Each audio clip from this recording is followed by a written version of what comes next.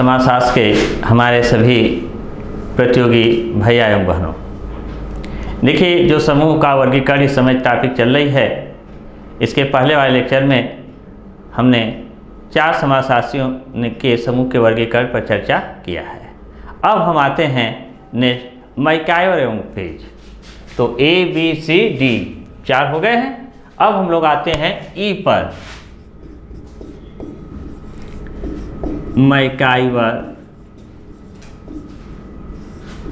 एवं पेज। अब देखिए, हमने बार बार बताया है कि उस पर ध्यान देना है कि किस आधार पर इन समाजशास्त्रियों ने समूह का वर्गीकरण किया है। तो संख्या के आधार पर मैकाइवर तथा पेज ने किसके आधार पर किया, देखते होंगे आप, सब में भिन्नता है। कोई स्वरूप के आधार पर किया, कोई संबंध के आधार पर किया है, कोई सामाजिक दूरी के आधार पर किया है। उसी प्रकार से मैकाइवर तथा पेज ने संख्या के आधार पर समूह का वर्गीकरण किए हैं। वर्गीकरण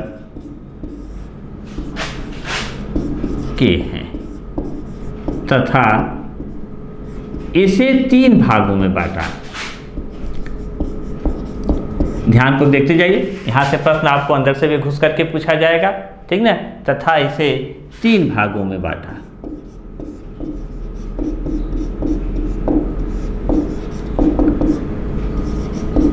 ये सब याद करना पड़ेगा आप लोगों को फर्स्ट, ठीक। तो जो पहला इन्होंने संख्या के आधार पर समूह का वर्गीकरण किया है, पहला है क्षेत्रीय एकता वाले समूह। क्षेत्रीय एकता वाले समूह। अब देखिए, ठीक, तो पहला जो इनका वर्गीकरण है वह कौन सा है, क्षेत्रीय एकता वाले समूह। तो जो क्षेत्रीय एकता वाले समूह पर जो मैकाइवर तथा पेज ने चर्चा किया, इसमें उन्होंने बताया कि इसके सदस्य साधारणतया एक निश्चित क्षेत्र में रहते हैं। जो वह सदस्य हैं, वह सदस्य कहाँ रहते हैं, इनका क्षेत्र क्या होता है, इनका क्षेत्र निश्चित रहता है तथा इनकी कुछ निश्चित विशेषताएं तथा सदस्यों के जीवन में समानता पाई जाती है। जो ये सदस्य होते हैं, इनकी क्या है, कुछ एक निश्चित विशेषताएं होती हैं, और जो इनका जीवन यापन है, जो इनका रहन सहन है, जो इनका खान पान है, इनमें काफ़ी समानता पाई जाती है। जैसे नगर, अब आप लोग जानते हैं, ठीक ना, एक नगर की क्या होती है, कुछ निश्चित विशेषता होती है। नगर के जो सदस्य होते हैं उनके आपस में जो संबंध होते हैं, ठीक। जो ग्रामीण समुदाय के जो सदस्य होते हैं, जो नगर और गांव के सदस्य, नगर के सदस्य, गांव की कुछ एक निश्चित विशेषता होती है, नगर की एक कुछ विशिष्ट विशेषता होती है। समुदाय, ठीक ना, समुदाय, ठीक। उसके बाद राष्ट्र। समुदाय में भी आप लोग जानते हैं कि इसको हम कह सकते हैं नाल, NAL, नाल, MBI। जैसे देखिए, हमने क्या कहा कि जो ये सदस्य होते हैं इनकी कुछ निश्चित विशेषता होती है, ठीक ना। दूसरी चीज हमने कहा कि इनके जीवन में भी कुछ निश्चित विशेषताएं पाई जाती हैं। जैसे हमने उदाहरण दिया, नगर के विषय में आप लोग जानते होंगे, समुदाय के विषय में भी आप जानते होंगे, एक राष्ट्र के विषय में भी जानते होंगे। हम यहाँ पर एक चर्चा आपको बताते हैं, जैसे समुदाय में किस प्रकार से इनकी एक निश्चित विशेषता होती है। जैसे समुदाय आप किसको कहते हो, जिसका एक निश्चित नाम हो, यन माने नाम, नाल MBI, जिसका एक निश्चित नाम हो, जो एक निश्चित ए माने एरिया, ए मीन्स क्या है, एरिया, जो एक निश्चित क्षेत्र में निवास करता हो। यल माने लैंग्वेज, भाषा, जिसकी एक निश्चित भाषा हो। यम माने मैरिज, विवाह, बी माने बिजनेस, आई माने इंडस्ट्री, ठीक। तो जिसका एक निश्चित नाम हो, जो एक निश्चित क्षेत्र में निवास करता हो, जिसकी एक निश्चित भाषा हो, विवाह, व्यवसाय तथा उद्योगों में समान निषेधों का जो पालन करता हो तो वह किसके अंतर्गत आएगा? क्षेत्रीय एकता वाले समूह के अंतर्गत आएगा। लेकिन यहाँ पर मैकाइवर तथा पेज ने राष्ट्र को एक क्षेत्रीय एकता वाले समूह के अंतर्गत माना है। लेकिन यहाँ पर एक समाजशास्त्री आते हैं मर्टन। यहाँ देखिए, अब ये भी प्रश्न है, यह बार बार प्रश्न पूछा जाता है कि अब यहाँ पर मैकाइवर तथा पेज ने राष्ट्र को क्या माना है? एक समूह के अंतर्गत माना है, ठीक ना। लेकिन मैकाइवर तथा पेज कहते हैं कि जो राष्ट्र के जो सदस्य होते हैं, राष्ट्र के सदस्य, ध्यान से देखना है भाई, यह प्रश्न पूछा गया है, पूछा जाएगा भी बार बार। यह कहते हैं कि जो राष्ट्र के जो सदस्य हैं, इन सदस्यों के बीच में आपस में अंतःक्रिया का अभाव होता है। अंतःक्रिया का अभाव होता है, इसलिए इन्होंने राष्ट्र को एक समूह के अंतर्गत समाहित नहीं किया है। क्योंकि मर्टन का हमने बताया था समूह में कि इन्होंने कहा कि सदस्यों के बीच में आपस में अंतःक्रिया होनी चाहिए, ठीक ना। सदस्यों के बीच में, पीछे हमने परिभाषा, आपको वीडियो में आप लोग देखेंगे तो हमने मर्टन की परिभाषा में लिखवाया है कि समूह की जो इन्होंने परिभाषा दी है, उन्होंने लिखा है, उन्होंने कहा है कि सदस्यों के बीच में आपस में अंतःक्रिया होनी चाहिए, और यह सिर्फ अंतःक्रिया एक बार नहीं बल्कि इस अंतःक्रिया की बार बार पुनरावृत्ति होनी चाहिए, अर्थात अंतःक्रिया की बार बार बारंबारता होनी चाहिए। तो मर्टन महोदय कहते हैं कि जो राष्ट्र के जो सदस्य हैं, राष्ट्र के सदस्यों के बीच में आपस में अंतःक्रिया का अभाव होता है, इसलिए मर्टन महोदय ने राष्ट्र को समूह के अंतर्गत समाहित नहीं किया है, बल्कि मैकाइवर तथा पेज ने राष्ट्र को एक समूह के अंतर्गत माना है। ठीक, अब ने यह तो आ गया आपका क्षेत्रीय एकता वाले समूह। दूसरा जो है, इसके जो है 3 भागों में इन्होंने बांटा। दूसरा है हितों के प्रति जागरूक। ध्यानपूर्वक देखते जाइए, हितों के प्रति जागरूक लेकिन अनिश्चित संगठन वाले समूह। अनिश्चित संगठन वाले समूह। तो पहला है क्षेत्रीय एकता वाले समूह, और दूसरा इन्होंने चर्चा किया हितों के प्रति जागरूक लेकिन अनिश्चित संगठन वाले समूह, ठीक ना।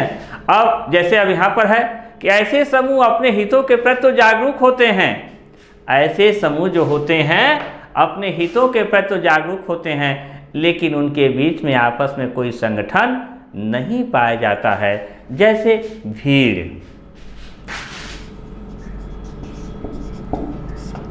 जाति, अभिजात वर्ग, ठीक है। अब देखिए ध्यानपूर्वक, इन्होंने भीड़ को किसके अंतर्गत रखा? हितों के प्रति जागरूक लेकिन अनिश्चित संगठन वाले समूह, ठीक। तो भीड़, जात, अभिजात वर्ग को इन्होंने इसके अंतर्गत समाहित किया है। तीसरा इन्होंने कहा हितों के प्रति जागरूक समूह।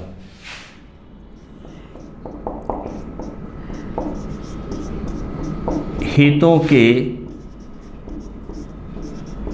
प्रति, भाई आप लोग नोट भी करते जाइएगा, इसीलिए हम लिख रहे हैं हितों के प्रति जागरूक समूह, ठीक ना। जैसे जो हितों के प्रति जागरूक समूह है वो कौन है? मजदूर संघ,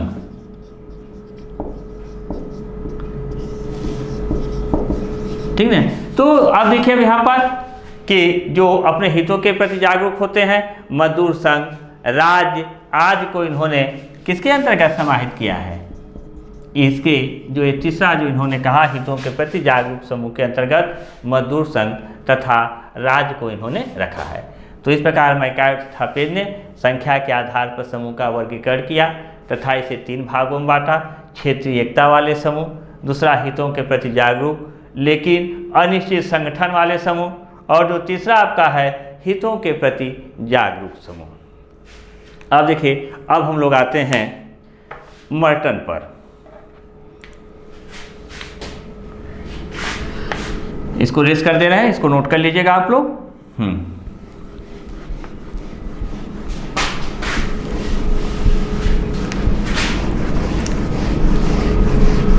मास्टर।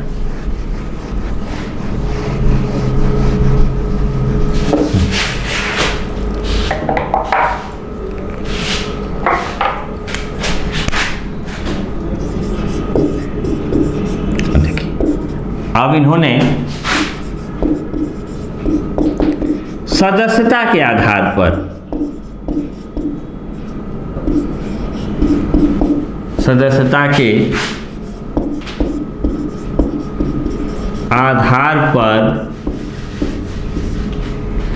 समूह का वर्गीकरण किया है।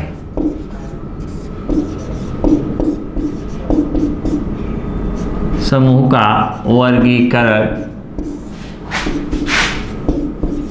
किया है तथा इसे दो भागों में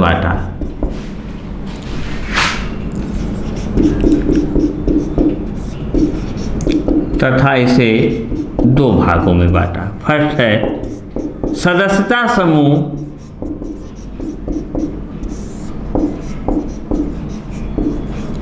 और दूसरा है सेकेंड गैर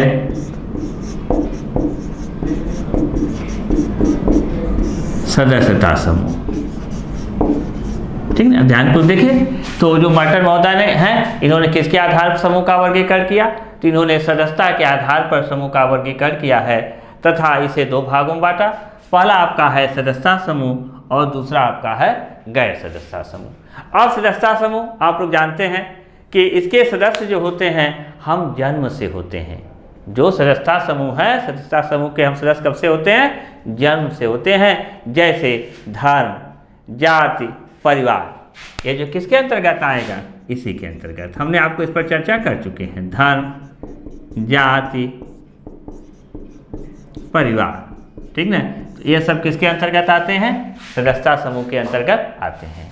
दूसरा जो इन्होंने चर्चा किया मार्टर महोदय ने, वह जो है गैर सदस्यता समूह की इन्होंने चर्चा किया है। ठीक ना, गैर सदस्यता समूह वह समूह होता है जिसके सदस्य जो है हम अपनी इच्छा के अनुसार होते हैं। ठीक ना, यहाँ पर ऐसी बात नहीं है कि हमारी कोई बाध्यता है कि हम इस समूह के सदस्य हों। जैसे शिक्षा, यहाँ पर जो मुख्य रूप से हम समूह बंटन निर्माण होता है वह शिक्षा के आधार पर, पेशा के आधार पर, व्यवसाय के आधार पर, प्रवास के आधार पर। ठीक ना, देखिए ध्यान से, जो गैर सदस्यता समूह होता है किसके आधार पर? शिक्षा के आधार पर। किसके आधार पर? हमने पेशे को अपना लिया। ठीक, किसके आधार पर? हमने व्यवसाय को अपना लिया। हम प्रवास के आधार पर जिस समूह का निर्माण करते हैं तो ऐसे समूह को हम कहते हैं गैर सदस्यता समूह। तो अब यहाँ पर दो प्रकार की बातें आई, एक सदस्यता समूह और दूसरा गैर सदस्यता समूह। तो मार्टर महोदय ने सदस्यों की सदस्यता के आधार पर, यहाँ देखिए द है भाई, देखिएगा, सदस्यता के आधार पर जो है समूह का वर्गीकरण किया है तथा इसे दो भागों में बांटा है। अब हम लोग आते हैं नेक्स्ट। ठीक ना, चलिए कुले।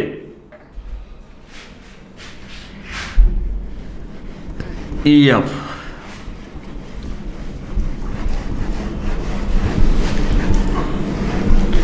कुले।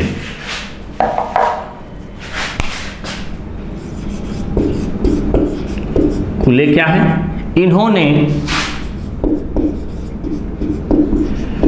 संपर्क के आधार पर, देखिए सबका अलग अलग बेस आपको दिखाई दे रहा होगा कि किन्होंने किसको आधार बनाया। तो इन्होंने संपर्क के आधार पर समूह को दो भागों में बांटा है।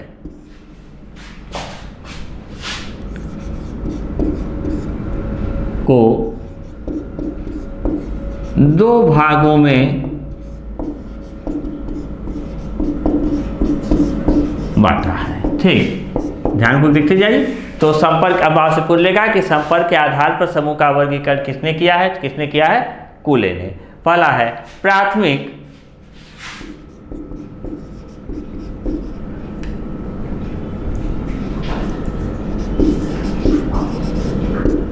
प्राथमिक समूह और सेकेंड आपका है गौड़ समूह। देखिए नोट भी करते जाइएगा। तो संपर्क के आधार पर समूह का वर्गीकरण किसने किया? तो संपर्क के आधार पर जो समूह का वर्गीकरण कुले महोदय ने किया है, तथा इन्होंने समूह को कितने भागों में बांटा? तो इन्होंने समूह को 2 भागों में बांटा है। फर्स्ट है आपका प्राथमिक समूह और दूसरा आपका है गौड़ समूह। ठीक, अब देखिए फीचर, इसको रेस कर दे रहे हैं।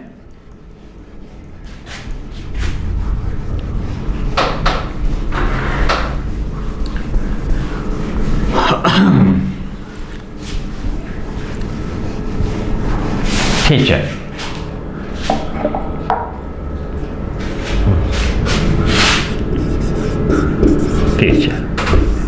फीचर महोदय ने किसके आधार बांटा? तो ध्यान से देखिए, इन्होंने विभिन्न व्यक्तियों की, ध्यान से देखते जाइएगा, इन्होंने विभिन्न व्यक्तियों की आवश्यकताओं के आधार पर, आवश्यकताओं के, इधर कह रहा है ना भाई, इधर कह रहा है ना, इन्होंने विभिन्न व्यक्तियों की आवश्यकताओं के आधार पर समूह को 6 भागों में बांटा है। समूह को 6 भागों में बांटा है। ठीक, तो इन्होंने जो व्यक्ति की जो है आवश्यकताएं हैं, उस आवश्यकताओं के आधार पर इन्होंने समूह का निर्माण किया है। पहला है, फर्स्ट है परिवार समूह,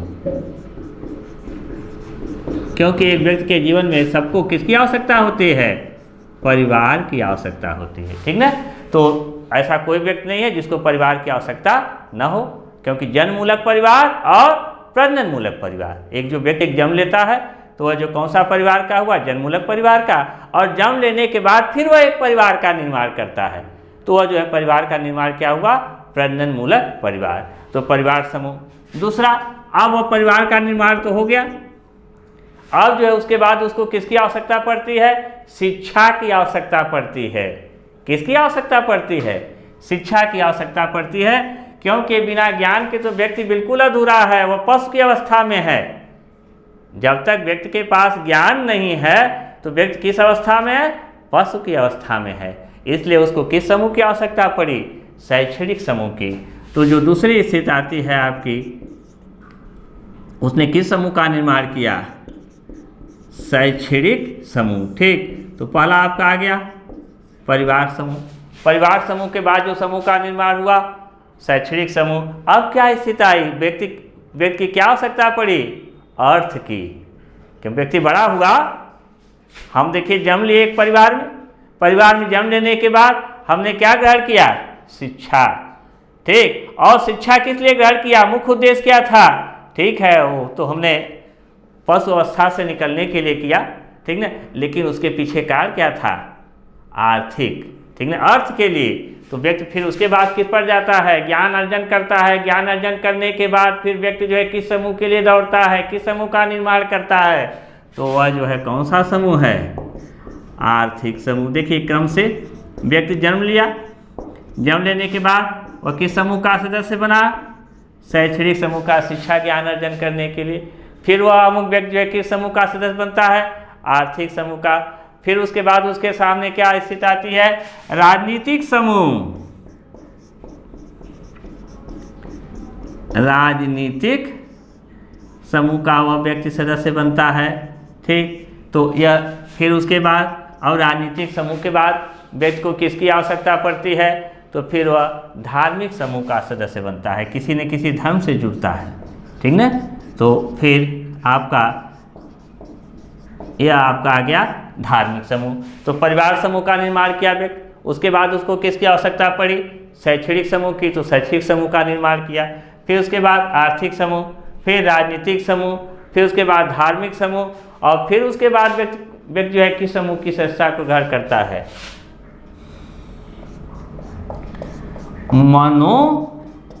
मनोरंजनात्मक समूह। ठीक ना। अब देखिए अब यहाँ पर तो एक देखिए अब यहाँ पर एक स्थिति आई, क्योंकि एक व्यक्ति को जीवन जीने के लिए मनोरंजन भी क्या है, नितांत आवश्यक है। ठीक, तो परिवार समूह फीचर ने कहा कि विभिन्न जो इन्होंने व्यक्तियों को विषय संदर्भ में कहा कि इन्होंने विभिन्न व्यक्तियों की आवश्यकताओं के आधार पर समूह को कितने भागों में बांटा, 6 भागों में बांटा। पहला क्या था, परिवार समूह। दूसरा क्या है, शैक्षणिक समूह। तीसरा क्या है, आर्थिक समूह। चौथा क्या है, राजनीतिक समूह। पांचवा क्या है, धार्मिक समूह। और छठवां क्या है, मनोरंजनात्मक समूह। ठीक, अब चलिए अब नेक्स्ट चलते हैं हम लोग, इसको नोट कर लीजिए।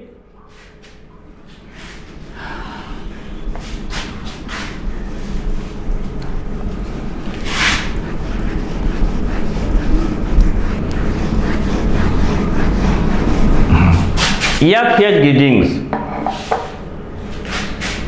ने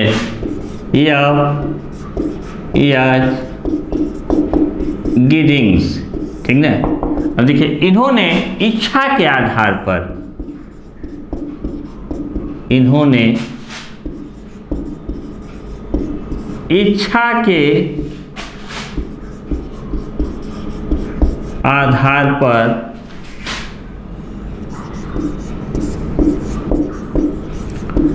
समूह का वर्गीकरण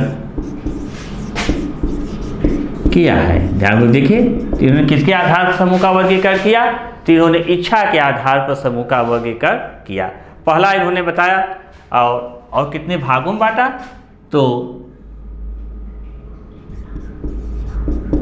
तथा इसे 2 भागों में बांटा है, तथा इसे 2 भागों में बांटा है। फर्स्ट है जननिक समूह, ये काफी इंपॉर्टेंट भाई, पूछा नहीं गया, इसे पूछा जा सकता है, जननिक समूह, ठीक ना। अब देखिए अब जो है जननिक समूह क्या होता है, जो इन्होंने जननिक समूह की चर्चा की। जननिक समूह वह परिवार है जिसमें मनुष्य अनैच्छिक जन्म लेता है, ठीक ना। हम जैसे किसी हमारी होती है, हम भी चाहते हैं कि हम कहाँ धीरू भाई अंबानी के घर पैदा हो जाएं, ठीक ना, लेकिन वह हमारी इच्छा के ऊपर निर्भर, क्योंकि हम जन्म लेते ही क्या हो जाएंगे, अरबपति हो जाएंगे। कोई भी व्यक्ति एक गरीब परिवार में जन्म लेना नहीं चाहता है, ठीक ना। तो जननिक समूह यह जो क्या है, यह व्यक्ति की इच्छा के ऊपर निर्भर नहीं करता है और व्यक्ति उस समूह में जन्म लेता है और उस समूह की सदस्यता को ग्रहण कर लेता है। दूसरा है इकट्ठे समूह। दूसरा इन्होंने कहा इकट्ठे समूह, ठीक ना। इसमें इकट्ठे समूह में इन्होंने चर्चा किया है कि इसमें जो व्यक्ति होता है, इसमें जो व्यक्ति है वह अपनी इच्छा के अनुसार किसी समूह की सदस्यता को ग्रहण करता है।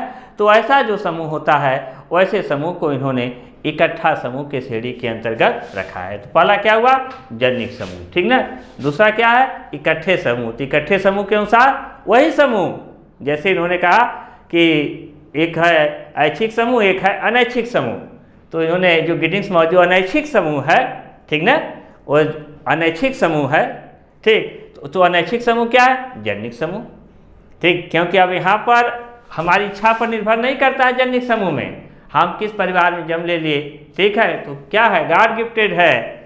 नहीं तो अगर इच्छा के अनुसार होता तो हर व्यक्ति एक धनाढ्य परिवार में ही जन्म लेता, एक गरीब परिवार में कोई व्यक्ति नहीं जन्म लेता है। तो ऐसा जो हम जो जन्म लेते हैं जिस परिवार में वो जननिक समूह है, और जब हम किसी समूह की सदस्यता को अपनी इच्छा के अनुसार ग्रहण करते हैं तो उस समूह को हम इकट्ठे समूह के अंतर्गत समाहित करते हैं, ठीक। फिर देखिए नेक्स्ट, चार्ल्स ए एलवुड, एक पर और हम चर्चा कर देते हैं, ठीक ना। चार्ल्स ए एलवुड,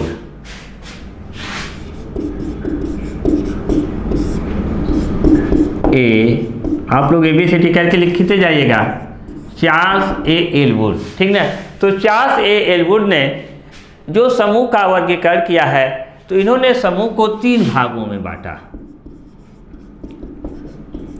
इन्होंने समूह को 3 भागों में बांटा है। ये सब देखिए, आप लोग इसको नोट करते जाएगा, ये सब प्रश्न पूछे जाते हैं। आज जो हम वर्गीकरण आप लोगों को, पिछला जो वीडियो है आज का है, नेक्स्ट भी जाएगा, या इसमें से आप मान के चलिए कि कम से कम चाहे कोई भी परीक्षा हो, समाजशास्त्र की कोई भी प्रतियोगी परीक्षा, उस परीक्षा में कम से कम 1 या 2 प्रश्न अवश्य पूछे जाएंगे। तो पहला इन्होंने बांटा, तो ऐच्छिक समूह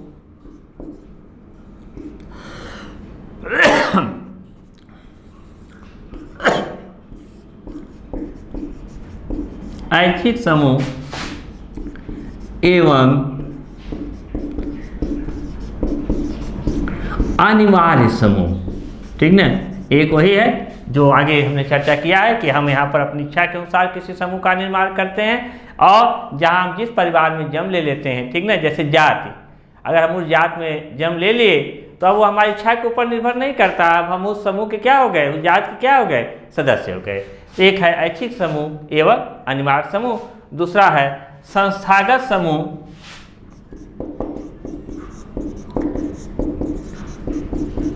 संस्थागत समूह एवं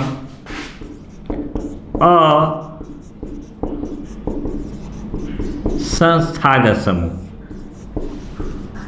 तो पहला इन्होंने बांटा ऐच्छिक समूह एवं अनिवार्य समूह, दूसरा है संस्थागत समूह एवं अनिवार्य समूह, थर्ड इन्होंने जो डिवाइड किया अस्थायी समूह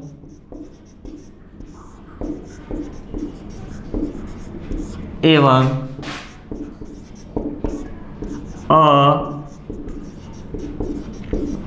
अस्थायी समूह। ठीक, तो देखिए अब यहाँ पर जो 4 से गुण ने जो इन्होंने समूह को 3 भागों में बांटा है, जो इसका वर्गीकरण इन्होंने किया, पहला है ऐच्छिक समूह एवं अनिवार्य समूह, दूसरा है संस्थागत समूह एवं असंस्थागत समूह, तीसरा जो है अस्थायी समूह एवं अस्थायी समूह। ठीक, अब धन्यवाद।